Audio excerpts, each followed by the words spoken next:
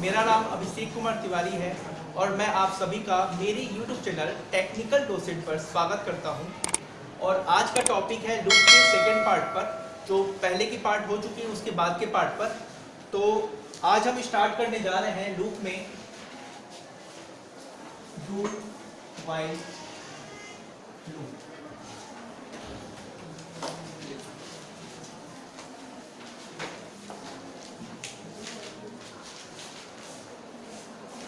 हमने पहले डिस्कस कर लिया है कि लूप क्या होता है। मैं फिर भी एक बार बता देता हूँ कि जब हम रिपीटिंग ऑर्डर में कोई भी चीज़ को करते हैं, रिपीट करते हैं, बार बार यूज़ करना होता है, तब हम वहाँ पर लूप का यूज़ करते हैं। एक कंट्रोलर का काम करता है जिससे वो इन्फिनाइट ना हो, ऐसे कंडीशंस के लिए हम लोग लूप का यूज़ करते हैं। लेकिन आज की वीडियो में हम डू व्हाइल लूप के बारे में बात कर रहे हैं। तो पहले हम चलते हैं इसके सिंटैक्स की ओर, और सिंटैक्स की कंप्लीट होने के बाद हम बात करेंगे फ्लो चार्ट के बारे में।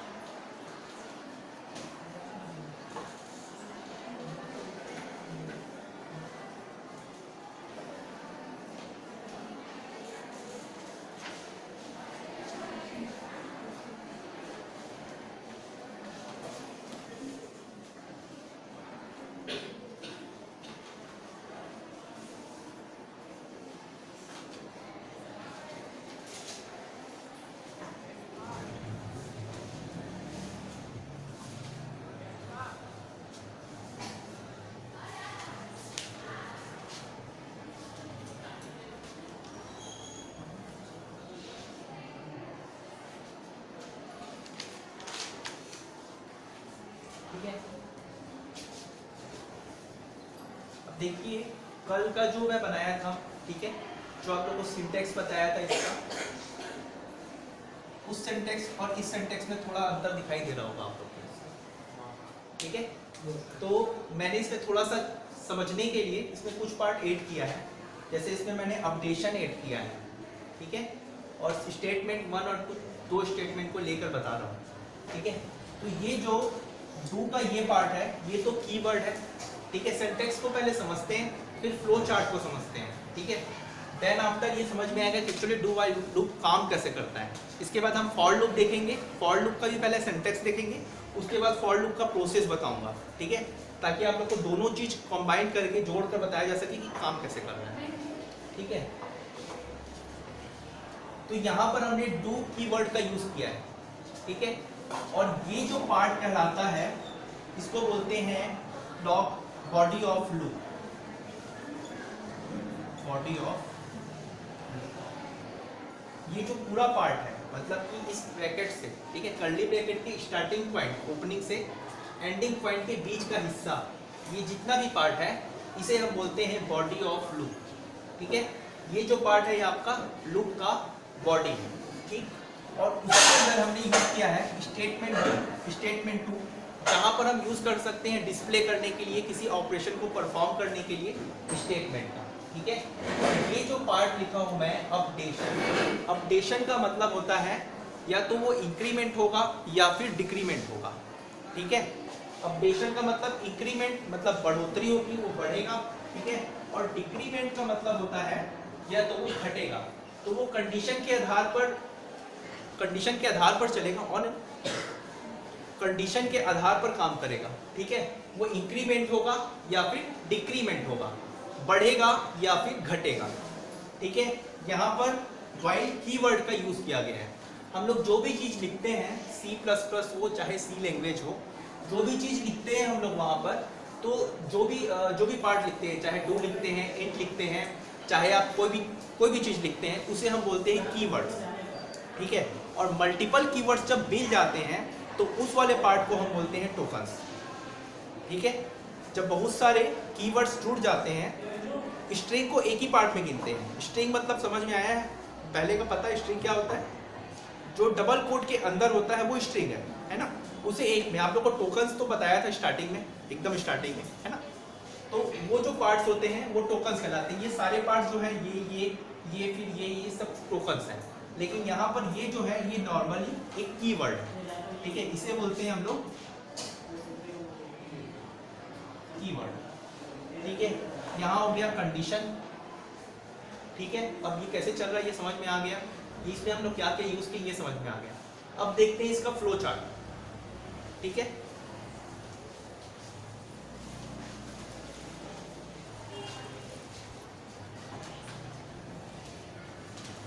डायरेक्ट स्टार्ट कर रहा हूँ मैं, ठीक है, ऊपर स्टार्ट नहीं लिख रहा हूँ, डायरेक्ट जहाँ से मेन आता है वहाँ से स्टार्ट कर रहा हूँ, ठीक है।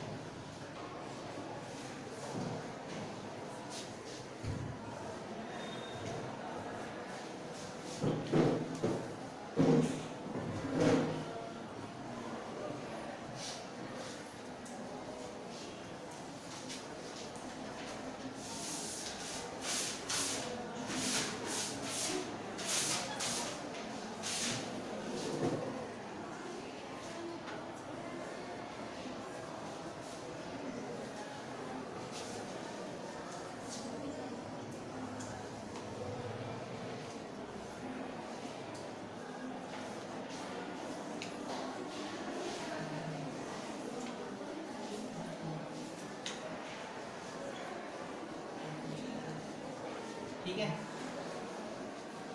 मैं इसको दो भाग में बांट दिया हूँ, ठीक है। आप लोग जनरली सर्च करोगे इंटरनेट पर तो वो आपको सिर्फ लिखेगा बॉडी ऑफ लूप, ठीक है, लूप की बॉडी, लेकिन मैंने उसको अलग अलग भाग में बांट दिया ताकि स्टेटमेंट अलग लगे, अपडेशन अलग लगे और ये किस तरह काम कर रहा है इस पर काम हो सके, फिर ट्रू की कंडीशन पे, फिर फॉल्स की कंडीशन पे, ठीक है। हाँ, फॉल्स की कंडीशन वो जब कंडीशन फेल हो जाता है तो वो एंड हो जाएगा सीधा, तो ट्रू की कंडीशन पे वो कंटिन्यू चलेगा, यहाँ से अपडेशन हुआ, ठीक है, हाँ, फिर अपडेशन होगा, फिर कंडीशन, फिर ये चलेगा, ठीक है।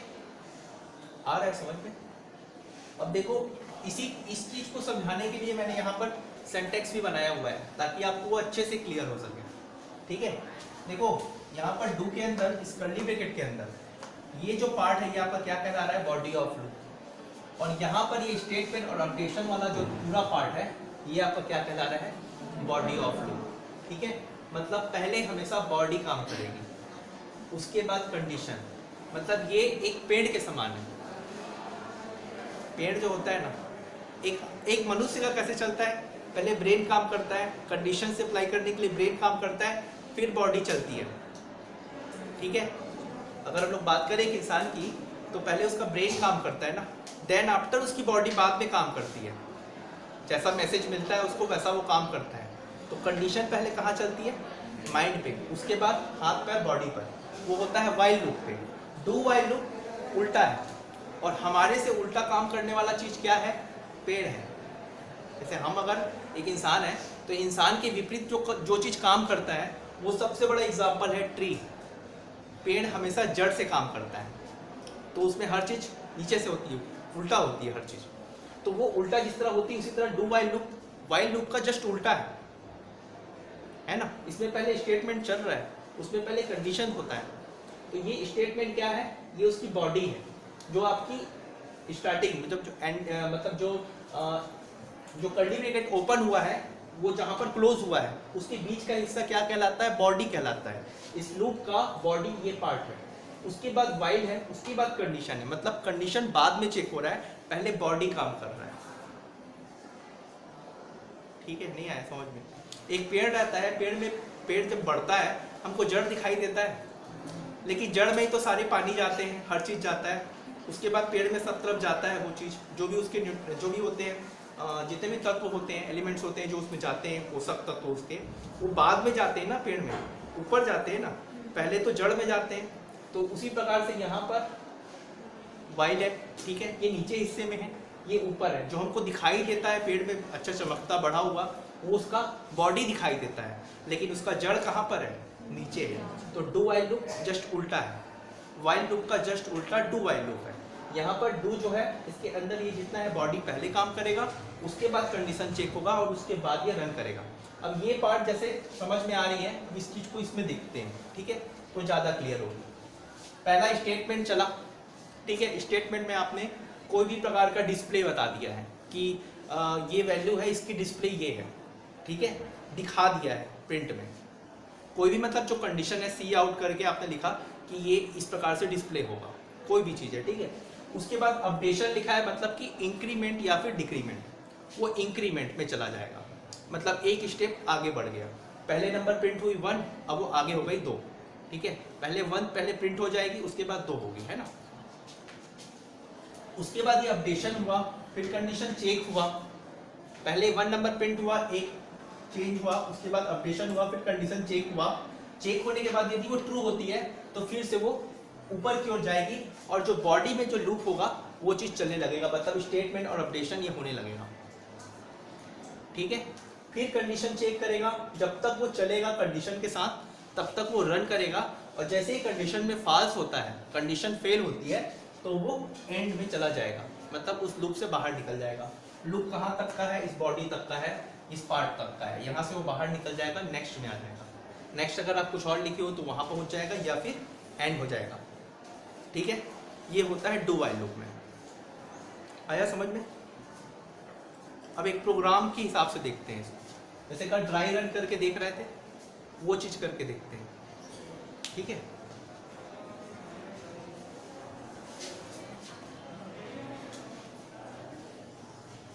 सपोज दैट आपको अभी 10 से 1 तक की गिनती चाहिए, ठीक है। कल मैंने इंक्रीमेंट पे बताया था, आज मैं डिक्रीमेंट पे बता रहा हूँ। 10 से 1 तक गिनती चाहिए। स्टेटमेंट 1 में ये स्टेटमेंट लिखा हुआ है, यहाँ पर आपने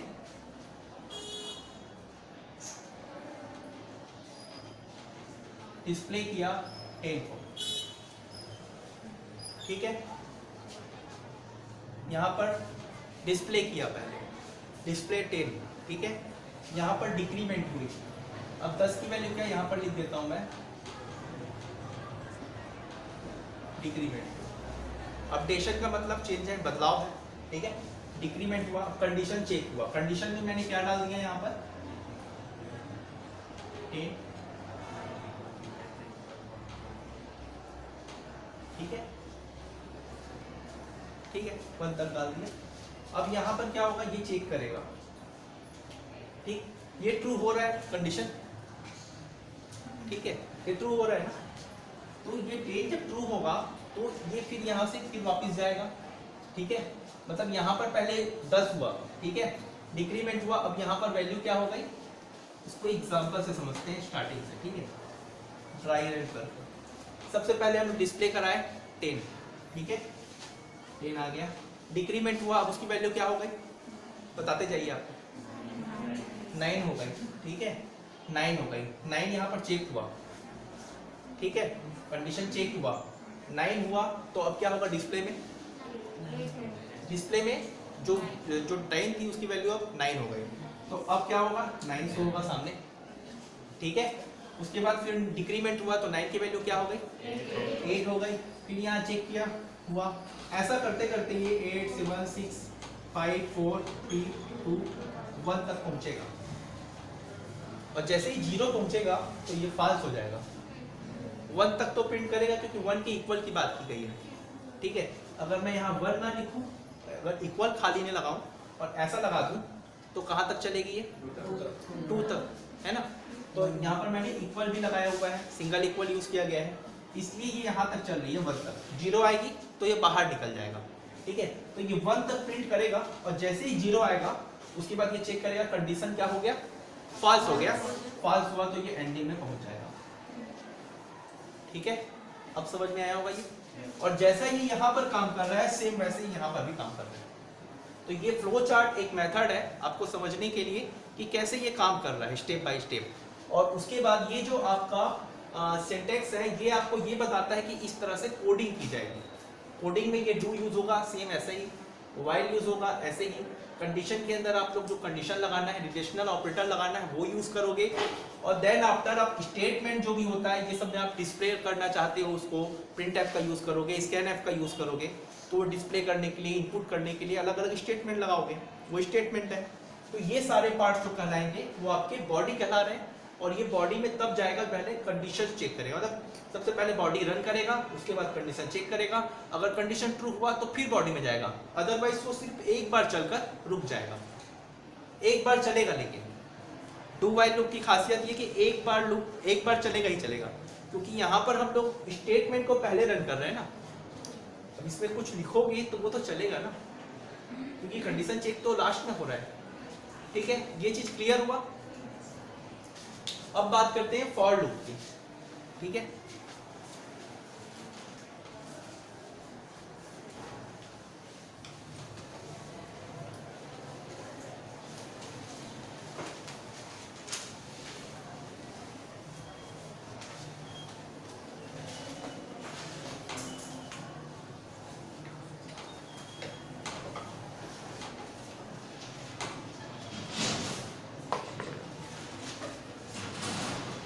फॉर लूप को अच्छे से समझना। ठीक है, बहुत काम आता है ये फॉर लूप। अभी जितना भी आगे आप पढ़ाई करोगे ना, जितनी प्रोग्रामिंग करोगे उसमें सबसे अधिक यूजफुल लगेगा ना, तो आप डू व्हाइल लूप का बिल्कुल कम यूज करोगे।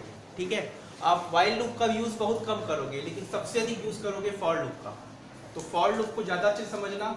इसके कॉन्सेप्ट थोड़े से डीप है, थोड़े समझने ज़्यादा पड़ते हैं, क्योंकि इसका तरीका कुछ अलग होता है एक नॉर्मल से। हम जैसा सोचते हैं वैसा नहीं होता है। ठीक है, इसलिए इसको थोड़ा ध्यान से देखना। ठीक है, यहाँ पर फॉर कीवर्ड यूज हुआ। ठीक है, सिंटेक्स बता रहा मैं।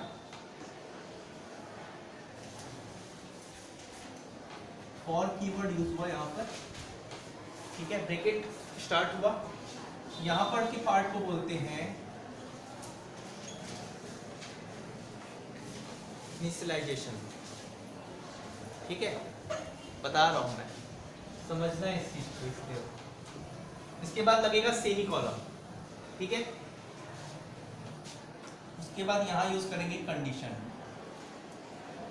फिर लगेगा सेमी कॉलम, उसके बाद यूज होगा अपडेशन।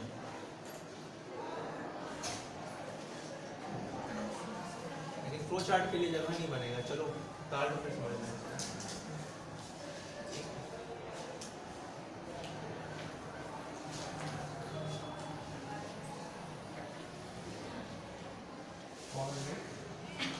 थोड़ा अलग लिख रहा हूँ। ठीक है,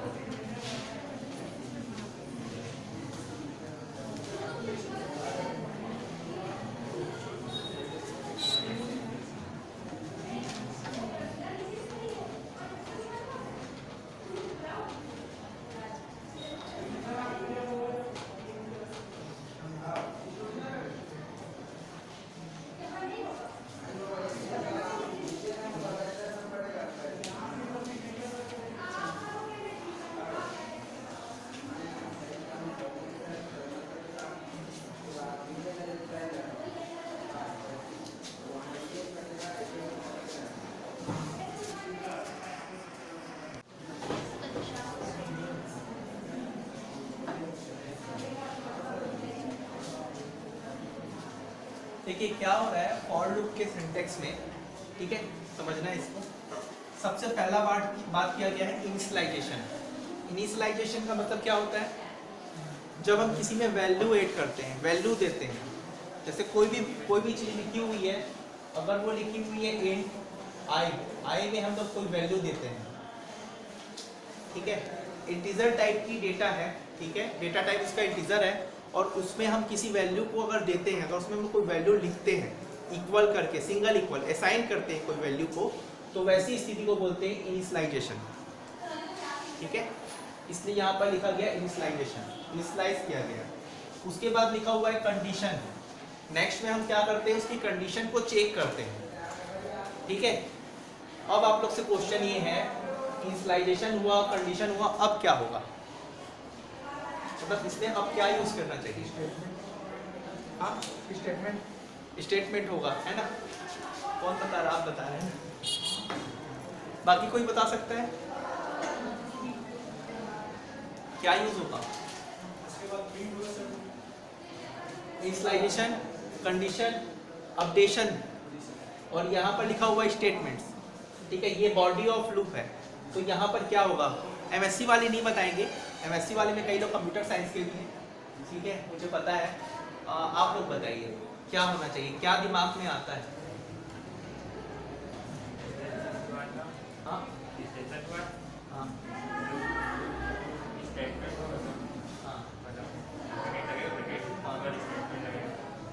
कंडीशन के बाद स्टेटमेंट लगेगा, क्यों लग रहा है? फ्लो चार्ट समझ में आ रहा है ना, ठीक, मतलब फ्लो चार्ट आप लोगों को समझ में आ रही है, लिखने का मतलब हुआ कि आप लोगों को समझ में आ रही है, ठीक। देखिए क्या हो रहा है, सबसे पहले इनिशियलाइजेशन हुआ, ठीक है, पहले नंबर पे। दूसरे में कंडीशन हुआ, बॉडी ऑफ लूप है, ये थर्ड हुआ, उसके बाद अपडेशन हुआ, ठीक है। बहुत सारे लोग ना फॉर लूप पे कंफ्यूज रहते हैं, ठीक है। बेसिक जब पढ़ाई करते हैं ना लैंग्वेज की, तो फॉर लूप में ज़्यादातर लोग ये कंफ्यूज होते हैं, इनिशियलाइजेशन, कंडीशन, अपडेशन, फिर स्टेटमेंट, जबकि वो ऐसा चलता नहीं, ठीक है। पहले इनिशियलाइजेशन, कंडीशन, स्टेटमेंट, उसके बाद अपडेशन होता है सबसे लास्ट में, ठीक है। तो यहाँ पर भी वही हो रहा है, इनिशियलाइज किया गया, कंडीशन चेक किया गया, ठीक है। अगर वो ट्रू होता है तो लूप, फॉर लूप के बॉडी में जाएगा, ट्रू होता है तो यहाँ पर, ठीक है, और उसके बाद में अपडेशन होगा, और अपडेशन होने के बाद वो फिर से यहाँ जाएगा।